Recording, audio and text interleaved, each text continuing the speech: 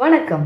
ஒரு காதலை உடைப்பது சண்டை இல்லை, ஒரு வாழ்க்கையை அழிப்பது வறுமை இல்லை, ஆனால் பேசாமல் இருக்கும் ஒரு மௌனம், புரிந்து கொள்ளாமல் இருக்கும் ஒரு மனம், அதுவே பெரிய இடைவெளியை உருவாக்கும்.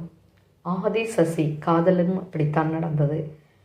காதல் இருந்தது, ஆனால் புரிதல் இல்லாத ஒரு தருணம் அவர்களின் வாழ்க்கையை மாற்றிவிட்டது.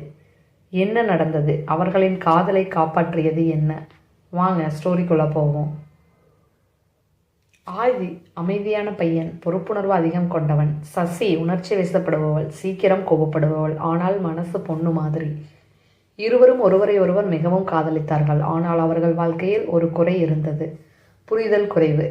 ஒரு நாள் சிறிய விஷயத்துக்கு பெரிய சண்டை ஏற்பட்டது. சசி சொன்ன சில வார்த்தைகள் ஆதி மனதை காயப்படுத்தின. ஆதி அமைதியாக இருந்து சசிக்கு வேதனையாக இருந்தது. நீ என்னை புரிந்து கொள்ளவே மாட்டாயா? சசி கண்ணீர் விட்டாள். நீ என்ன நம்பவே மாட்டாயா? ஆதி மனவேதனையுடன் கேட்டான். காதல் இருந்தது, ஆனால் அந்த காதலை காப்பாற்ற வேண்டிய புரிதல் இல்லை. ஒரு வாரம் பேசாமல் இருந்தார்கள். அந்த அமைதியை அவர்களுக்கு ஒரு பாடமாக மாறியது. காதல் என்பது தினமும் உன்னை நான் காதலிக்கிறேன் என்று சொல்வது மட்டுமல்ல. காதல் என்பது ஒருவரின் மௌனத்தையும் புரிந்து கொள்வது. ஒரு மாலை ஆதி சசியை பார்த்து மெதுவாக சொன்னான், நம்ம காதலை காப்பாற்றணும் என்றால் நம்ம கோவத்தை விட்டு கொடுக்கணும்.